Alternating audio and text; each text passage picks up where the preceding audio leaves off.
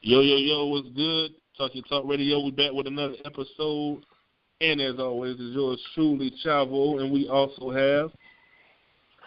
Yo, Doc Funny from outside of Chicago. Welcome back, everybody. I'm excited for this show. It's going to be really nice. We're going to do some rambling and some slandering, speculations and allegations. Yeah, Mahogany Phoenix. I've risen from the ashes. I'm back. I'm looking ready to chop these fables, you know. Yeah. And the very tired, but always loving Brooklyn, Akbar, Sheed, Rashid, Ra, the man of many names. All right. So, did Jasmine call in or no? Actually, the answer to that question is the same answer as last week and the week before and the week before. Oh. But yeah, listeners, we'll have we'll slander them later. Yeah, nice little show like we did last time. We're probably going to try and keep it a little shorter than we had last time. Well, we're excited. We're going to be talking about many different reactions and legacy to Castro and what have you. And I think we should start to get this out of the way. Where me and Phoenix was talking about this, where someone was an interviewer, not necessarily an interviewer, like a reporter, was asking Kaepernick questions about the Malcolm X Fidel Castro shirt he was wearing one day, and basically asking him, why do you support Castro, a dictator, basically a ruthless dictator?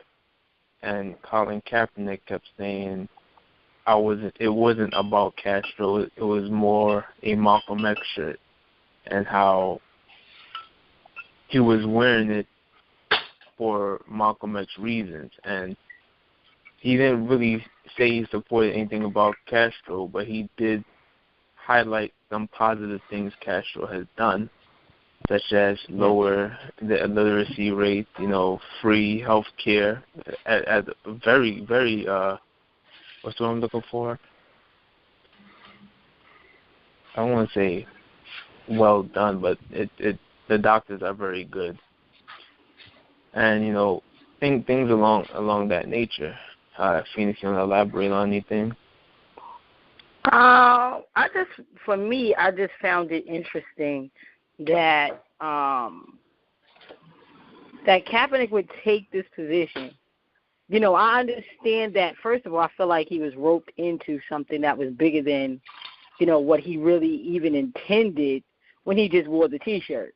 Him adorning that shirt, I think it was more like he stated, it was in support of, Malcolm X and his love for Malcolm X and in the movement and the civil rights movement, et cetera. And then you have Fidel Castro and the issue, and then they're like bringing it to him, and he's like, what are you talking about? I think he was thrown back a bit. And then, they kept pressing him, and he's saying, well, there are some things that, we can extrapolate from his dictatorship that were good.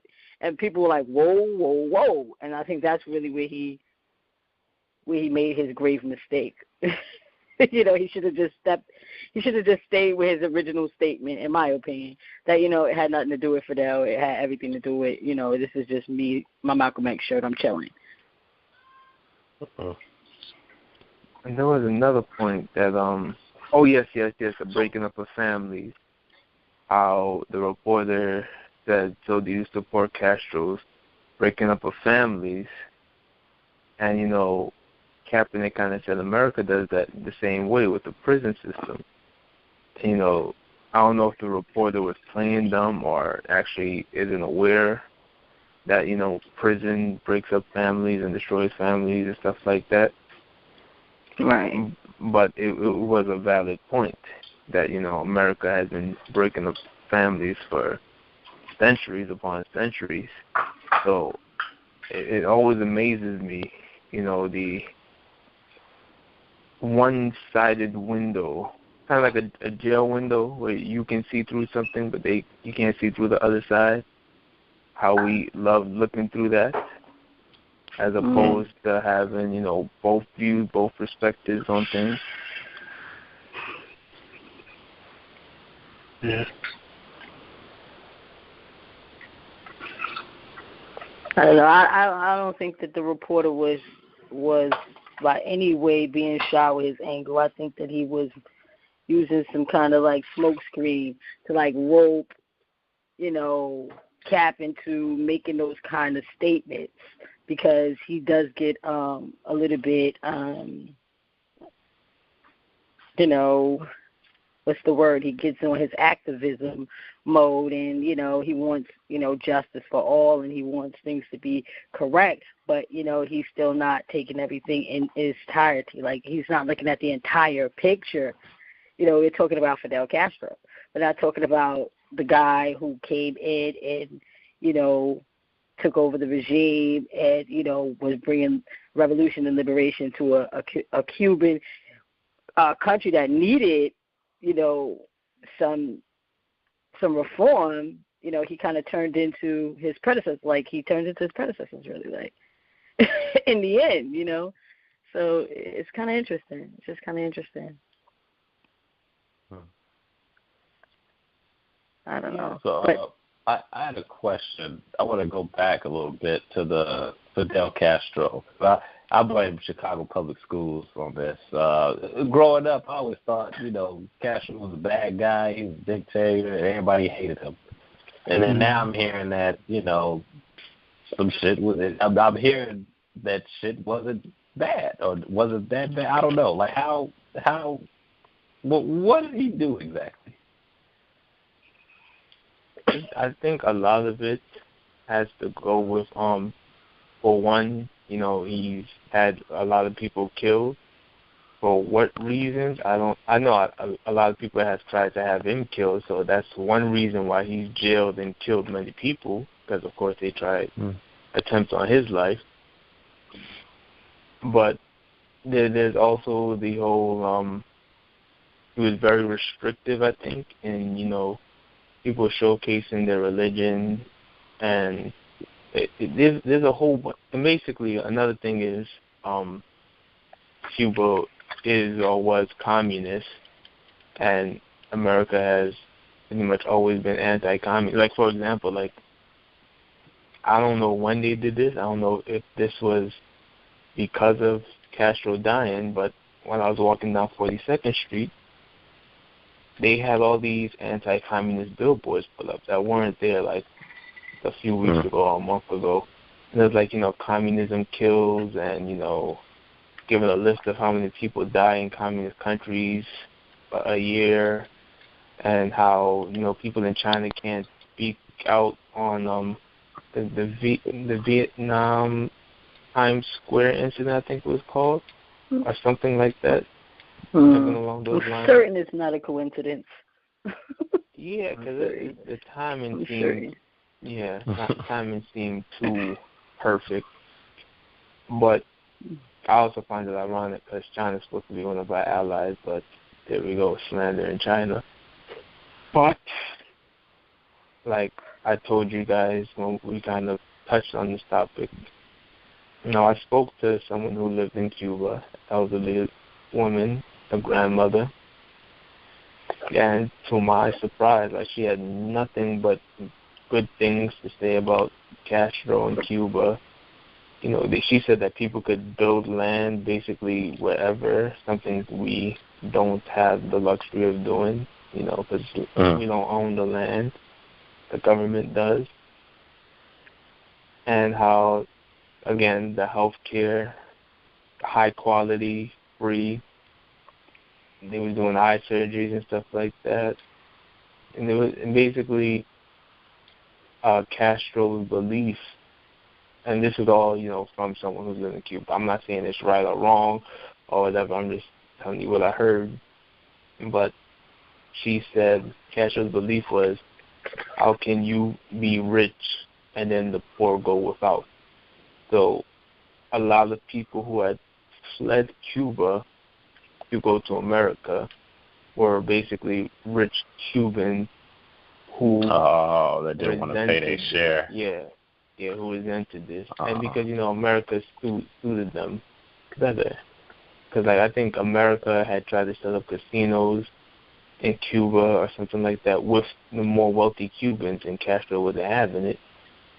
But the thing that always boggles my mind with this, people want to list all the bad things. Like they did this on our first take this morning, where Stephen A. Smith and Max Kellerman and Molly were all getting on Kaepernick, and sometimes rightfully so, but they were getting on Kaepernick for the whole Castro comments and T-shirts, saying there should be no reason at all to say anything positive about him, despite the positive things he did do, which was a whole lot, if we're going to be honest, because of the bad things he did do. But if we're going to go that route, then we should not praise any government or political figure or anything, because almost all people in power have done terrible, terrible things. Terrible. Yeah, we just elected Trump off his bigotry and whatnot. So we ain't in a position to talk about who we should and should not be talking about. Here's the thing, all right? Because on one hand, Cuba has had two different governments in the last 100 years. Had Castro's communist regime and the regime before that, which was actually a regime helped set up by America, and it was a terrible regime that was worse than Castro's. Right. A lot of senseless murders were happening, lots of corruption. So it's always the libertarians that come in and then turn communist. How do you do that? How do you do that? So socialist movement turn communist movement. It's just strange. To slightly get off my point. I'm letting you finish. Yeah, no, but I want to touch on that before I forget. Castro said, he was kind of pushed to communism when he had, came to visit America, the famous visit to Harlem or whatever. And he had tried meeting with our president at the time. Who was it? Was it Lyndon B? I don't think it was Lyndon B. Johnson. Who was up? I forget who exactly was our president at the time. But our president wanted basically nothing to do with Castro. So Castro turned to the Russians, who were very welcoming and embracing towards him. And he found some ideas from them that he liked and welcomed, and that's ultimately what turned him to communism. And for the record, democracy, communism, socialism, none of these are necessarily inherently evil. It's the people who run them that do bad things with them. Like, everything works for somebody. So communism seems, for the most part, to have worked for Cubans. Just like democracy has kind of, sort of, and I guess worked for us. But my original point was Castro, like I said, two different types of government in Cuba for the last 100 years. For the last 400, 500, 600, whatever years, America has had one kind of government, which was the democracy. And we've done a whole lot of, terrible things with democracy, quote unquote, like within our government and the structure and the setup and whatever. So for us to, I don't know how we can, slight communism like it's such a terrible thing, or Castro or his government, because like I said, he's done plenty of great things. I know I'm coming off long-winded. I apologize, but he helped with freedom. he helped with freedom and liberation in Africa, ending the apartheid movement. He was very helpful to Nelson Mandela, very welcoming to Malcolm X. He helped Venezuela overcome their government crisis, where it was much like Cuba prior to Castro's rise to power. He also offered America to help America back during Hurricane Katrina, but America declined and proceeded to allow people to drown, starve, loot, and be mowed down by guns of, military personnel. So I just don't understand. Like, I just don't. And that's why I keep telling people it's so crazy, because when I talk to, people I know who are Cuban or friends of people who are Cuban, they'll either tell me Castro, like the feelings toward Castro was either sincere love, respect, and admiration, or just indifference. Whereas if I listen to the media, it's just, Cubans just hate Castro. That's why, they're leaving, and that's why they voted, voted Trump, and et cetera, et cetera. But I clearly have watched videos where it was many Cubans who were mourning Castro, respectively, basically saying Castro is Cuba. They don't see anything changing with Cuba, and they are happy. And Castro, over the years, whether it be by choice or by force, has become, has allowed his country to become more lenient to a lot of things he was very strict on in the beginning. So.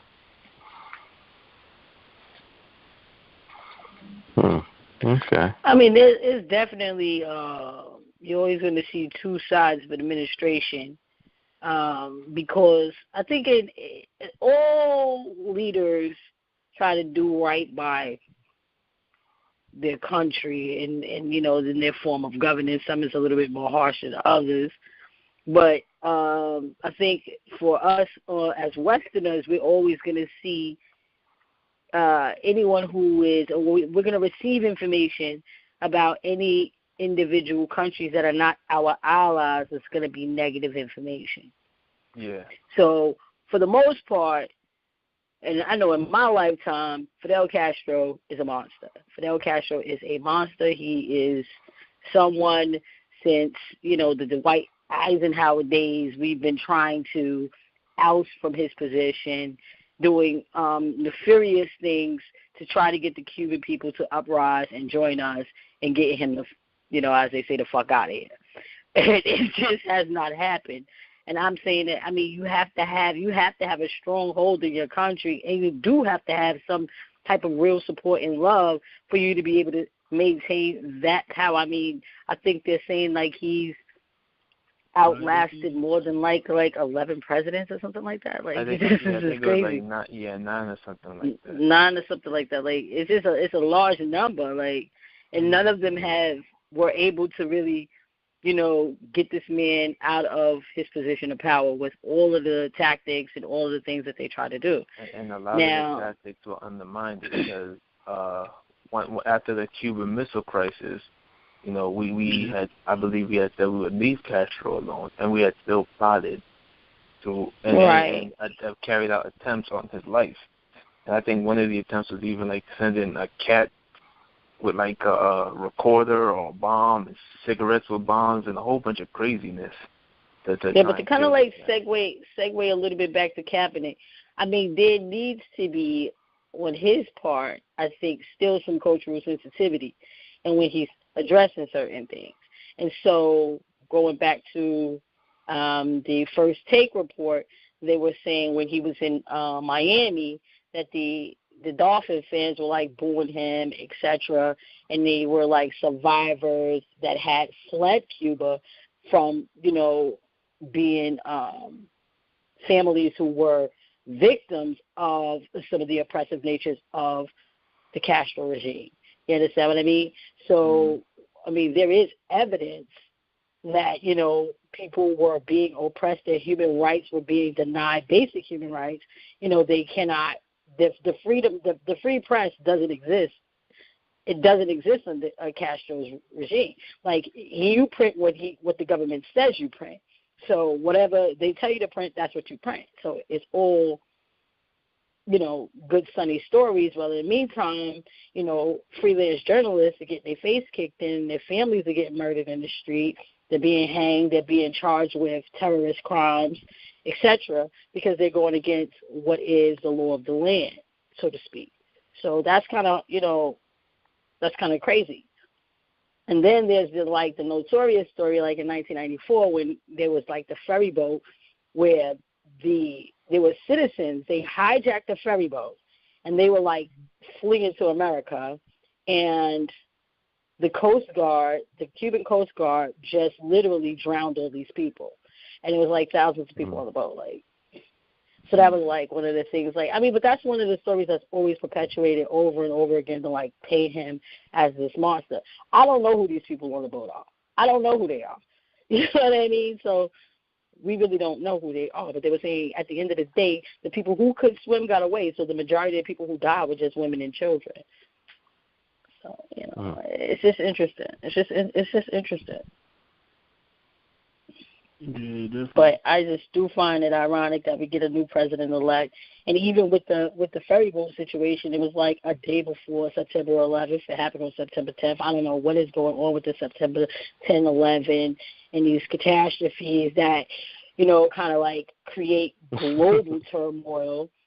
No, I'm serious. I'm about to be following these numbers real seriously, like paying attention. Like, I don't know, probably part of some ritual. I don't know, but it's really interesting. But I don't know. But really, funny. Like, how do you feel? Like, do you think Cap is wrong for speaking out or expressing himself? Even though it was like, to me, he was kind of like coaxed into like even talking about Castro when he really wasn't even thinking about Castro. I think that definitely they would. I don't know. Like, they probably like pushed him to do some talking because he's.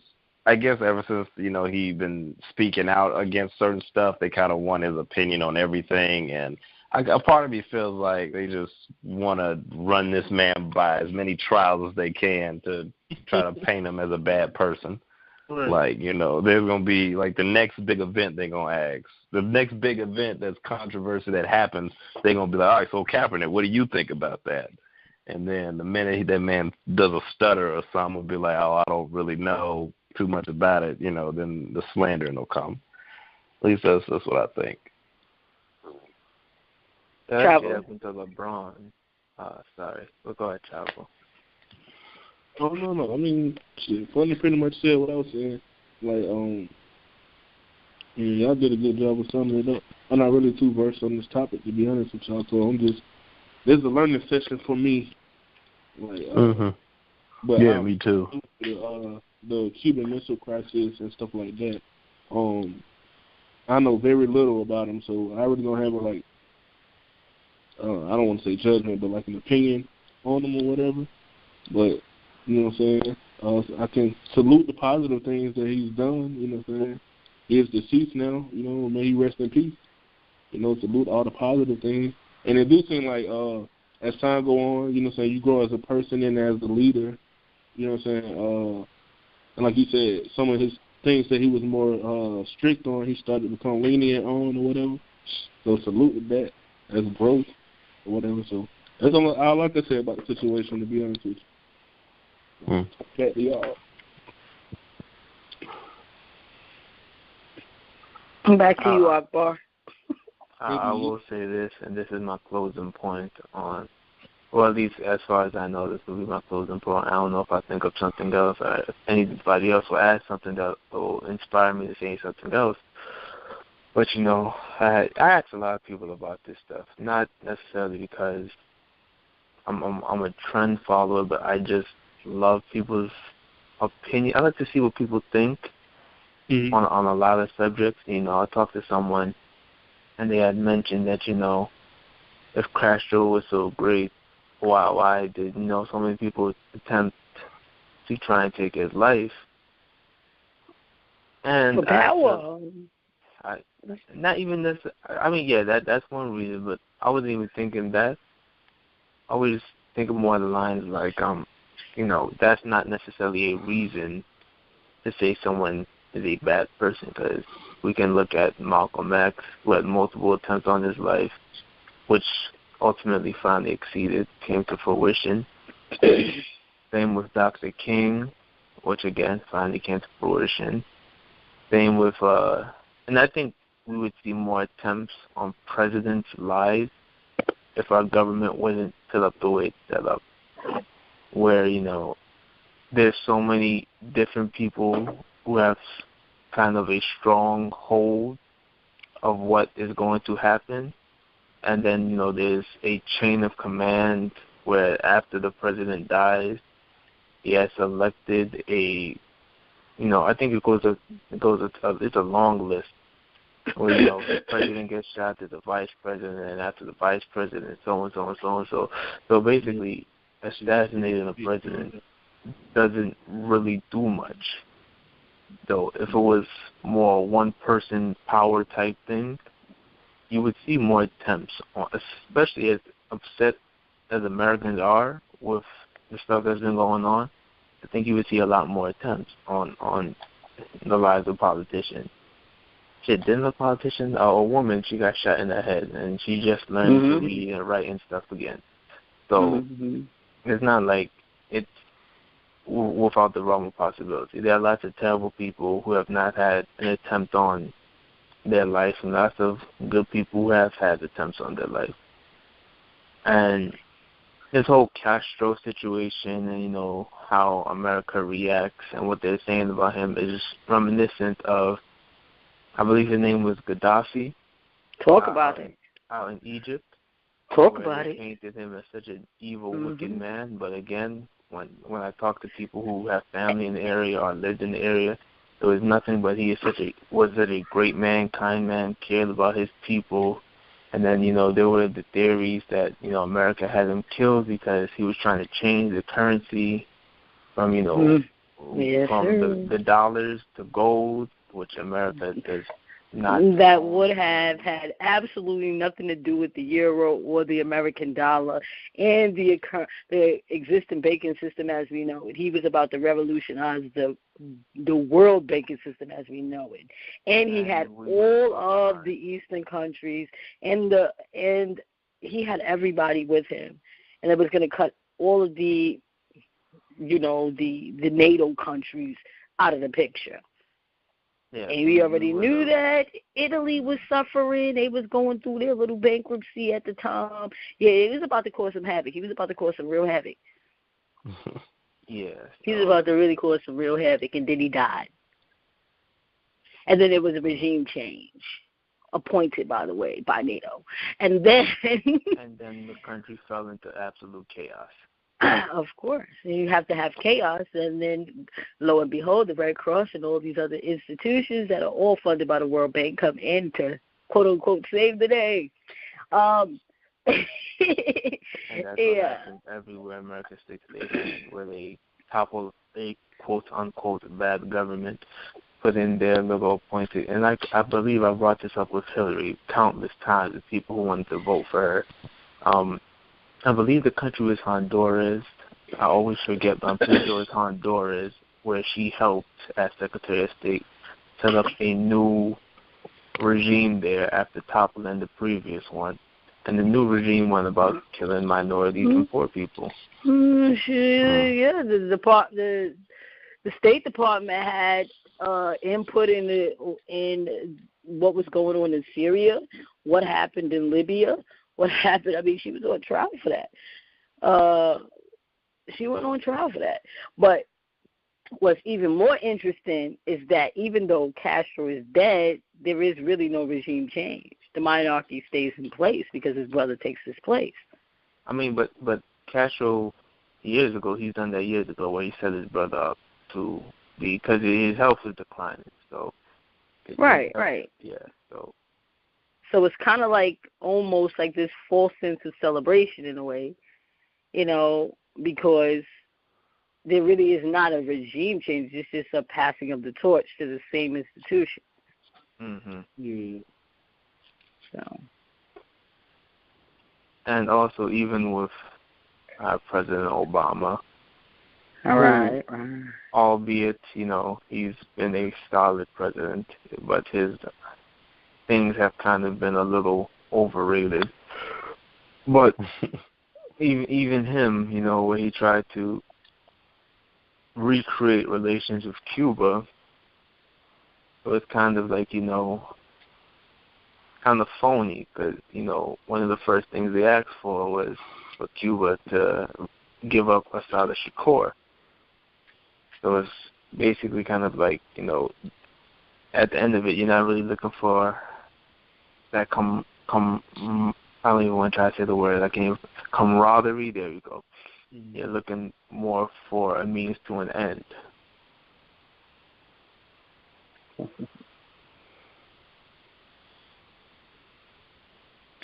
Yes. Many people do flee to Africa and also Cuba. Americans who are political, what they consider threats. They flee to those two nations. Well, Africa's a whole continent, but anyway. Yeah, I don't think I could flee to Africa. Sorry. Love the motherland, but I don't think I could do that. Too much crazy shit going on over there. Yeah, I couldn't go either. It's when you go there, you gotta, like when you travel to and from, you gotta take a whole bunch of immunization shots, and that's enough to deter me away from going. Yeah, shit is rampant with disease. The amount of corruption, child soldiers, lions. Yeah, Lions. I'd stop right at Cuba. I mean, that's how I feel about India. I'm not even trying to visit India. I don't want no baboons just stealing my food, breaking in my house. Like, fucking baboons is crazy out there. They wow. I'm not going to India. I mean, on the bright side, those baboons are used to seeing people. So nah, they be thugging, they be mobbing, they gangsters. Like, yeah, I see them like robbing people, but I don't think you have to really worry about an attack. Whereas if you go to Africa, them baboons will, rip your face off. Oh my! You better research the baboons in Dubai, man. You need Dame on the line to confirm. Shout out to Dame. Yeah, shout out to Dame. He had a prior. What's the word I'm looking for? Incident. Not incident, but commitment. Engagement, but that's not the word. commitment. Those aren't the words I'm looking for, but yeah, engagement, commitment. We're getting closer, but it's not obligation.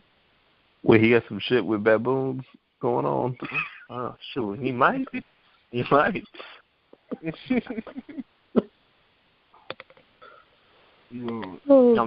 that wrap it up with Castro? Yeah, I'm going to take a knee on this Castro topic. Oh, that's bars. Bars. I see what you did there. I see what you did. That was fire. All right. Well, I guess we'll tip our cap to this. Bars everywhere. That's inspiration. Right. Do we have any more topics we want to touch on this week? No, go ahead. No, you go ahead. Somebody brought up bestiality. Oh Lord. Yeah, I was gonna do some bash. I was scrolling through Facebook. I found some article, and it was like a page, and this page had like a good 5, 6, 7 white women between the ages of 17 and 26, all fucking dogs, pretty much. funny. And it had like a little story to go with it, like a little 2-sentence story. But basically, the gist of it is, white woman gets scorned, she fucks a dog to get back at her man or her boyfriend, and sends a video of it. So not only does she fuck a dog, which she sets up a camera to record this act, and then send this video out to the public. Yeah. So I don't know. It's definitely weird for those that have the Becky fetish.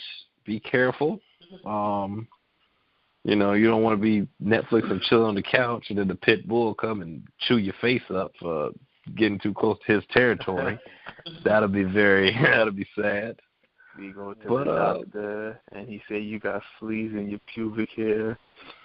Oh. Also, we had a perfect segue for this, but Funny chose not to use it. Oh, yeah. I forgot the segue. I was going to talk about my dog, how I'm cleaning. Yeah, Funny has 3 white dogs.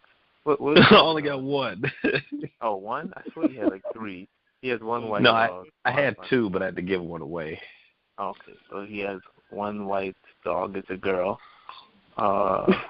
And, basically he was supposed to say, yeah, it's getting around that time, I got to go wash my dog. And then, one of us would say, speaking of dirty white bitches.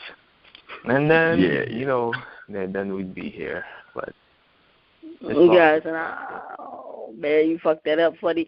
And also, I blame Court. Because Court was the one that said bestiality. Fucked it up. Court was the one that said bestiality.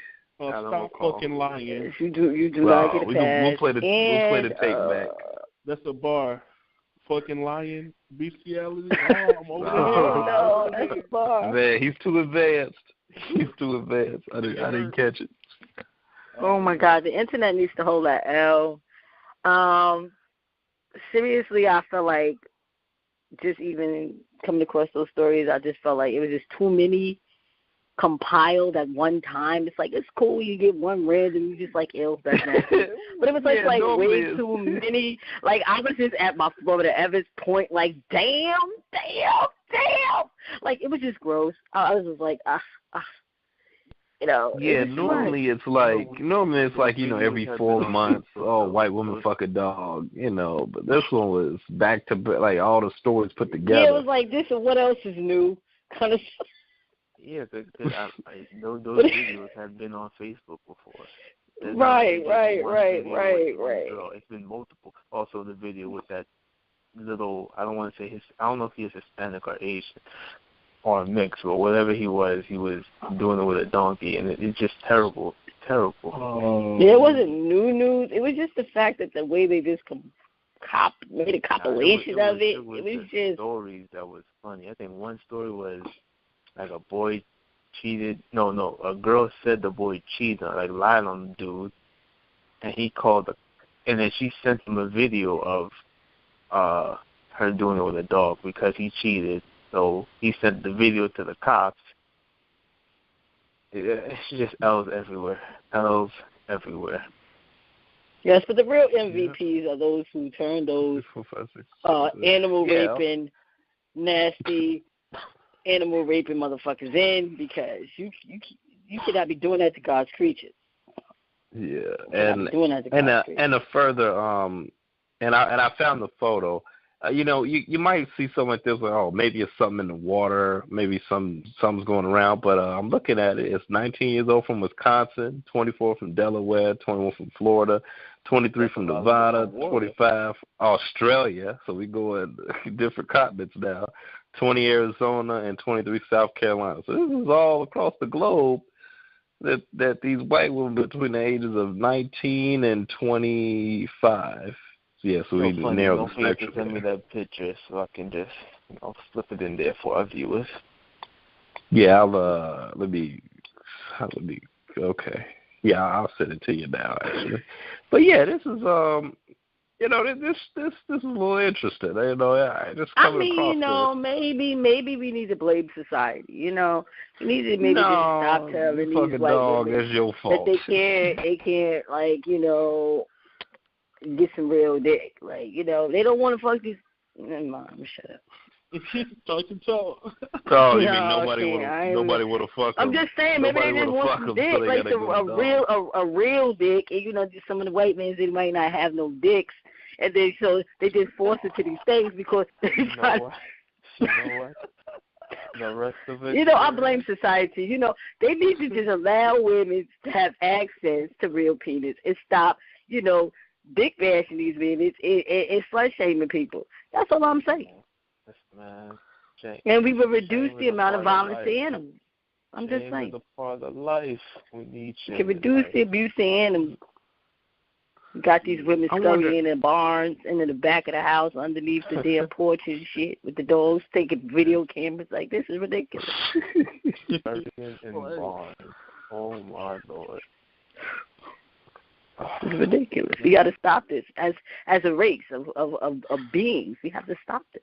No, let the white folks figure that one out on their own. let them figure that out. For the record, everyone else here does not necessarily agree with Phoenix and Funny. We did not promote this. We did not choose this topic. I didn't choose this topic. I'm just chiming in. No. Oh, exactly. For the record. I'm just saying. It's a topic of discussion. Yeah, I picked this topic because, you know, white women lately, they've been, this man funny about to end up homeless. No, but, you know, I remember on the last show we did the stats of basically, you know, the 63% of white women voted for Trump. It was either 60 or 70. No, it wasn't 70. I think it was 60 something. But a high 60% even. Okay, yeah, 60% of white women voted for Trump, you know, and not Hillary. So it's like white women can't even support white women in a sense. And you know, basically this is a month of white women holding L's and fucking shit up. Listen, if they ain't fucking shit up, they women like dogs. to be grabbed by the pussy, I think. Women just like to be grabbed by the pussy. Grabbed by the pussy by the dog. You know what? On that note, I think we're done. Our viewers next week, depending on who we have, I think we have an interesting topic for you. So, you know, stay tuned. It's actually going to be a couple-week-long series. I'm thinking about it now. But we'll definitely keep y'all in the loop. Thank you for viewing. I want you to say again, I had nothing to do with anything about this last part. Nothing at all. I don't coincide. Like, what do you do? Like, what do you do when you walk in on a white woman fucking a dog? Like, you know, you can't fight the dog. You don't know no better. Dog will hump your leg. He ain't gonna hump anything that's there. Oh, man. Well, man. I mean, that's rough. That's just rough. Some bars. Rough. That's rough. That's hilarious. If you know. How did she even get the dog to come? You want a Scooby snack? Triple pause for my life. Triple pause for my life just now. That's her way. That's their way of treating them to a Scooby snack because they treat them to the box. Not the Scooby snack. No, we're not making bars of this. No. Treat them to the box. Okay. If I ever walked in on if I was dating a white girl, I ever walked in on her, you know, with a dog, she would have to get the paws. Like, I have to put the paws on her. I gotta let her know that she was barking up the wrong tree. Oh. She got paws on her, right? She's a whole eat out here. Oh man. Oh shit! This bitch need a Blues Clue. Look. Not the Blues Clue. Oh shit! Come on, man. According to my handy dandy notebook, you just don't do that. Bars. That's bars. She a whole shaggy out here. Oh man. I think we need a sandwich, Scoop. That's what she say after that. She's like, just get a sandwich. Nigga, what? Oh, man. Yo. All right, everyone. Salute. Oh, wait. Do we got a question of the week before we go? Question for the week. And then we'll kind of dive into this next week, again, depending on who's on. But, feminists, or I don't want to say all feminists, but there are feminists out there. The new age feminists who have hijacked really what feminism is all about, who tell you women don't have privilege. So that is the question. Do women have privilege? And guys, please remind me so we can have this discussion. I feel like this is do women have what? Discussing any battles this week? Oh, shoot. Oh, we forgot the battle. Yes. Chess versus Saga. Yeah, Saga, you're fucking trash, and we tired of hearing that. So take that rap back to the church and don't come out. And damn tired of Saga. He's just so simple. Mr. I'm holier than thou with gun bars, but not really gun bars. And he just, I don't know, like that whole I'm a Christian gangster rapper, it's a gimmick. It ain't gonna last that long. It just, I don't know. You know what that battle was? What was that? That battle was seeing the Pope or priest behind closed doors. Because it was just another church boy getting fucked. Oh. I got the every fucking battle rap face right now. Jeez. So you ain't have nothing to do with the bestiality topic, but that's the material that you come up with for the show. Listen. I'll take on the Catholics, but I want to take on the ASPCA and PETA. Oh, and I'm not taking on the Goldstein and Salino and Barnes. Nah, that's too much for me. That's too much for me. Boom. I don't know what team song that is. But I will take on Catholics. I'm okay with that.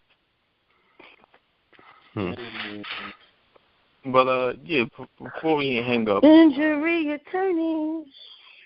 Yeah, I had chess 3-0.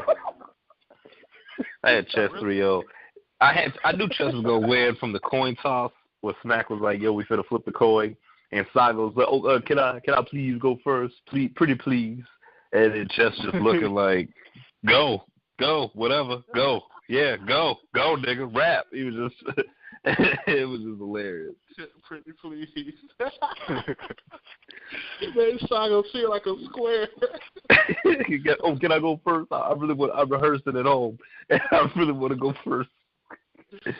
Oh no, I would say this though, man. Like Saga, I was kind of impressed by Saga first round. Oh, no, I like his first round. Like he had a lot of nice chest flips, you know what I'm saying, that I thought were dope. But like, I only watched the first two because shout out to Boost Mobile for cutting my data. You know, so I reached my limit. I only watched the first 2 rounds, but going into the third, I had it 1-1, so I didn't get to see the third round. But I feel like, Saga started to lose steam from what I did watch, and Chess kind of picked it up. I feel like Saga lost steam like 3 battles ago. Lord.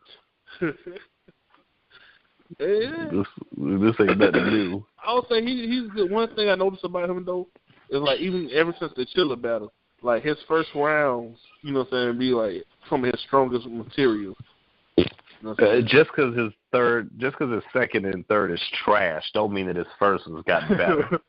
No. I didn't really have a problem with any of Saga rounds. I thought Saga's second was dope, but Chess second was doper. So, I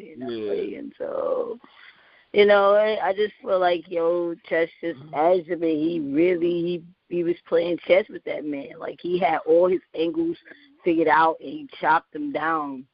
Like, he talked to that man. Like, it was great. Man, who was booking Saga? Yeah.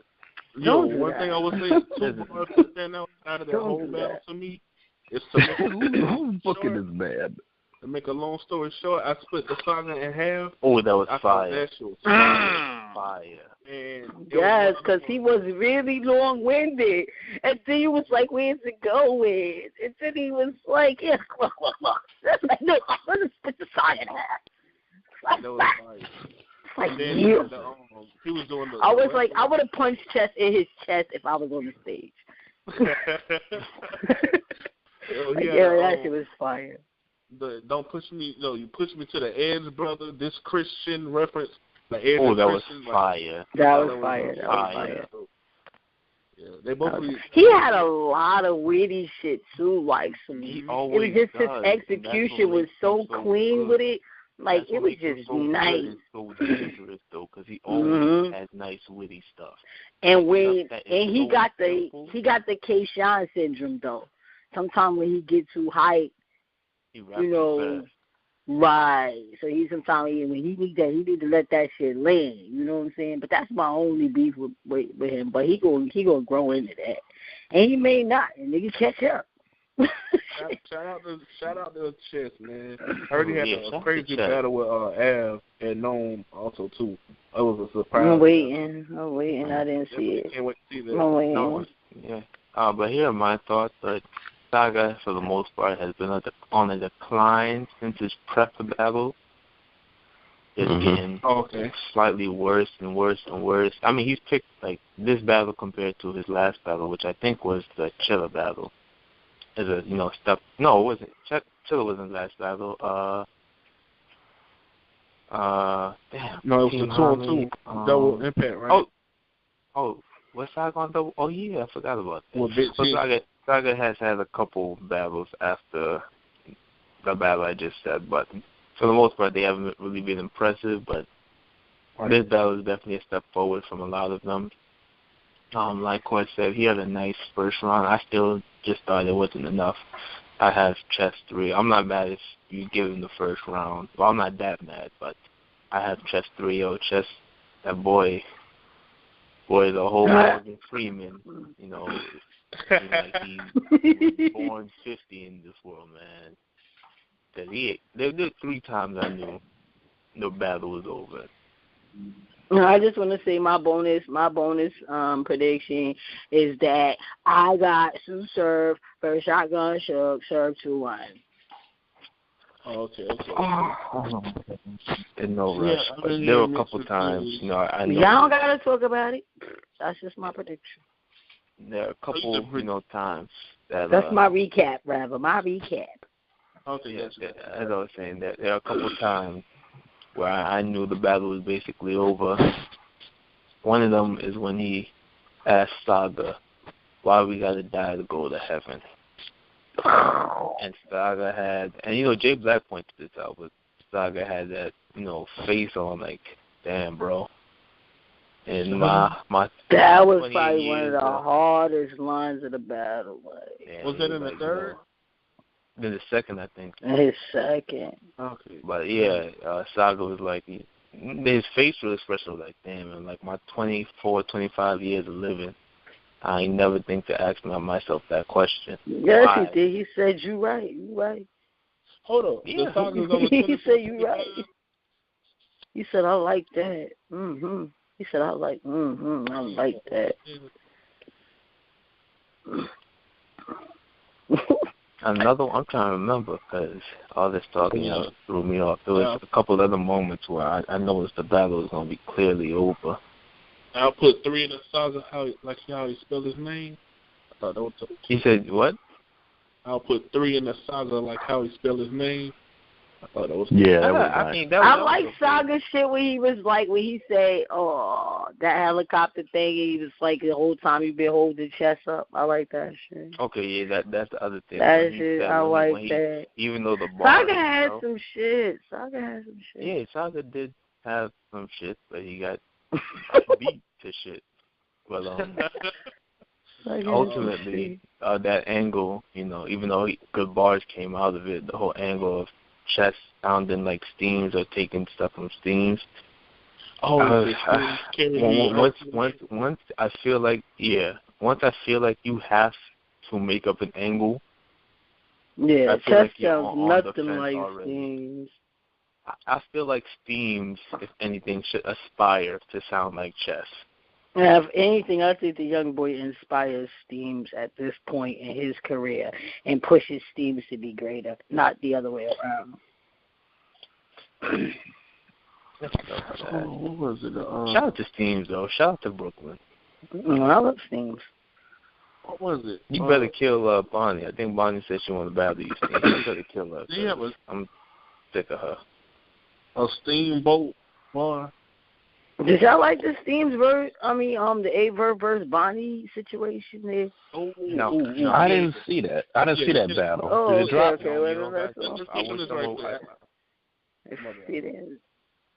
I want to tell you, I know I'm a favorite fan. I ain't gonna quote no bars and spoil it if you haven't seen it. But, did it drop? Just say how you got it. Yeah, it dropped. Actually, I'm gonna be completely honest. I try to be unbiased as possible with this battle because A-Verb is a favorite, and I do like Bunny. So did he do a Showtime? Yeah, he did. I think like 2 or 3 Showtimes. Oh shit! It was a little different from his normal Showtimes, though. I will say that. A-Verb versus Bonnie. I was waiting for this battle to drop. Damn, this dropped 4 days ago. I gave Bunny the first round. I gave A-Verb the second. And the third round, to be honest with you, I gave the Verb. Because the jokes when he was like, what he say? Bitch, you look like you shed skin once a month. You know? Like, man, look. But I wouldn't be mad. I'm not mad if anybody give it to Bunny too, because that third is for me, that's the swing round. Like, whoever you prefer. I gotta go watch this battle. I feel like it's a preference. Because even though, like Bunny pulled out, that dildo thing. Yeah, pulled out a strap. She pulled out the strap. Pulled out a strap on A-Verb.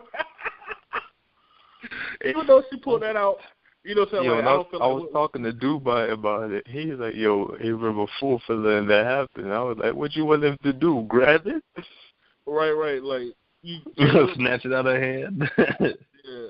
So, like, even though she put out the scrap, I kind of felt like what she was saying with it came off more so as a joke. I couldn't take it serious. You know what I'm saying? Like, she's trying to talk. Of course, she was uncomfortable. I got Bonnie 3-0. She's 3-0. You know what? And you know what? After that lie, we are getting off the line. I got Bonnie 3-0. I got Bonnie 3-0. Don't listen. That's some women sticking together. You know when she won? You know when she won the battle? You know what? It's gonna be a spoiler alert for you, Funny. When she told me, what grown ass man cry about getting I'm taking the headphones out. What grown ass man cry about getting the I took the headphones out. Just fuck up. Every fucking baddie. I'm gonna come back in 30 seconds. Go ahead. Me. Oh, some women touch me. Every fucking baddie. I agree with every fucking baddie. Shut the fuck up, Bird. Want me to tell you when she lost this Bonnie battle? 3-0. Bonnie 3-0. Bonnie lost the battle when she got them earthworms, twigs, and tree roots and tied that into the little... That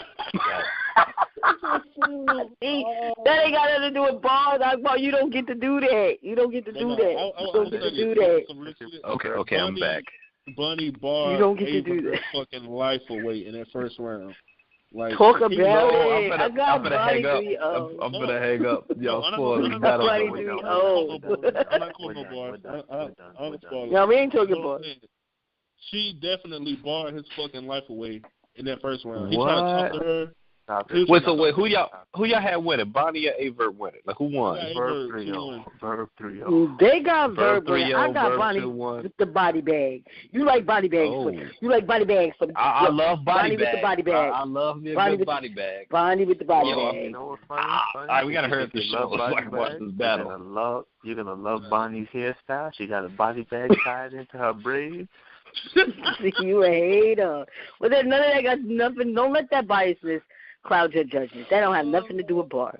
Has nothing to do with bars. Nothing to do with bars. Funny. Man, You watch Harry Potter, right? You know The Mentor? Oh. That's what her hair looks like. I watch what? Wrap it up. Oh, See, the Mentor? No. there will not be any slander. There will not be no body slander. There will be no body slander in defense and trying to help create biasness for funny judgment or a verb dying and being put in a body bag by Body Godiva herself. Wait. Okay, do we have a Mahogany Living? Oh, yes, I do have a Mahogany Living segment real quick, briefly. Okay. I just want to say... I want to add to it, too. To the Mahogany Living? Yeah. Well, I'm going to let you go ahead. Take it away, sir. Go ahead. Okay. Well, Mahogany Living, we want to live good. Part of living good is make sure you eat well. And, I'm a little proud of myself. I got to do some bragging.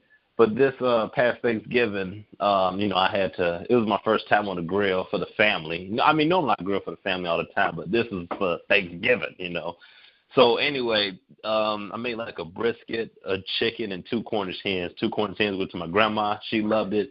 The chicken went to my family. They fucked it up, and then they fucked it up fast. They tore that chicken apart. And then the brisket went to my aunt's house. And basically everything I cooked that day and prepared, like I used no salt.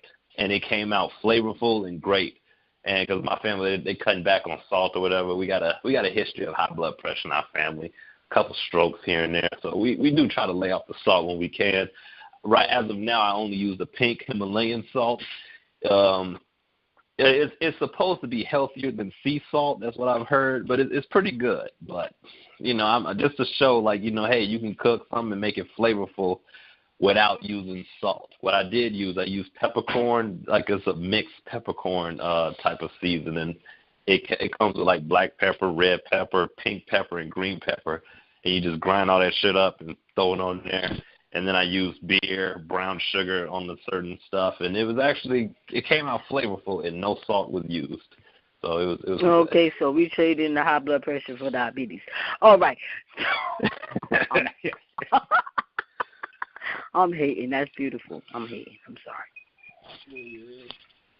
Oh, yeah. Yes. Definitely. That is very important, Dr. Funny. From the doctor himself. Telling us positive ways to reduce our salt intake. Himalayan salt is dope.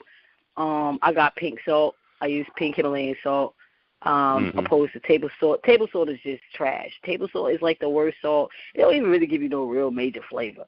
So, yeah, just scratch the table salt in general, especially when, you're trying to go gourmet. You can be ghetto gourmet with it, too. It's not that expensive. And I just want to just segue in just saying sleep, and more sleep. And there's a lot of people out there that I'm recently coming into contact with who have self-diagnosed themselves as insomniacs. You're not really an insomniac for the majority. Not even. It's hard for you to sleep. And one of the primary reasons why it's hard for us to sleep is because of the way we have internal clocks. And we interpret light through our eyes, and it goes into our sensories. So the lights that we use in our house are like they light rays. They run on ultraviolet levels, UV rays, different levels of whatever. So the lights in our house are like blue lights. Blue lights signify like wake the fuck up. So if you have a lot of lights on in your house all the time, also TVs have a lot of blue light, so your body, unbeknownst to you, thinks even though it's night outside, it's still morning. It should be up, it should be functioning, it should be doing things. So one of the things that I recommend is that you don't necessarily have to turn your TV off, just kind of like, use red lights, introduce red lights. I use a lot of red light bulbs. Christmas lights are great. They really emit a lot of low energy, so you could turn off your bedroom light, and you can still have like a little bit of Christmas light going on. It's just a little twinkle, just enough for you to see, but it ain't too crazy. You will fall asleep. Stay off your phones like late at night when you know you need to go to sleep. I know our phones are very tempting. We want to check our updates, our statuses, and don't watch movies and videos to fall asleep. Because, again, Don't? that TV, like, no. Listen to music. Man. Listen to music, okay. or like if you're a type of person that can't go to sleep like super quiet, yeah, like put the TV on, but you can turn the brightness down. You know, a lot of people don't know they have the features on the TVs that you can adjust the brightness on your TV. Sometimes your res is too high, so you now that may dim work it a little bit. That may work up until you leave the TV on for a bunch of nights in a row. The electric bill be high, and then you won't be able to sleep at all after that one. That's true, too. But a lot of people do sleep with the televisions on. And one thing that I noticed that I do sleep with the televisions on, and so I have a tendency to just really just be watching it. Like, okay, it's on. This show is good. I'm going to watch it, but I know I should be asleep. So what I do is I just turn the res down so I really can't see what I'm looking at, and my eyes just get heavy after a while. I can't really see it, but I can hear the actors, and I hear what the plot is. I hear everything. It's like listening to music, but I'm still in tune to the show. And then I just fall asleep. So, yeah, sleep. Do not deny yourself sleep, and also just look at the things that could possibly be impeding your ability to just fall asleep. And light is one of those things, because the mind, with the eyes is receiving it, thinks it's morning. So it doesn't tell your brain, okay, shut down. Your brain is still active. It's ready to do morning stuff, midday stuff. You know what I mean? So that's why it's hard for you to just fall into a sleep. And that's my Mahogany Living tip of the week. Hey, that is real dope. Salute. Definitely helpful. All right, so is that everything? Because I got to watch this battle. No, I got one more thing. I want to say congratulations to Dr. Funny and his new fiancée. You know what I'm saying? Oh, yeah, he's trapped. He's trapped. It's over. His life is over. Yeah, I dropped the knee. I popped the question. You know, she said yes. Wait, hold up. Congrats. That's a big step in life. You know what I'm saying? Did you say you dropped to your knees and then something popped out? No, I dropped a knee. I dropped a knee. Oh, so you're just a one-knee type of person. You get a one knee, one woman. That's one knee. That's all I need. He was very traditional, Akbar. He did it the traditional way. Yeah, because we both kind of. He didn't try to remix it. He didn't try to hit me and holler it. Like he did it very traditional. We both kind of old school. You know, she old school and I'm just old. All I know is he got on a knee and a round came out. That's all I know.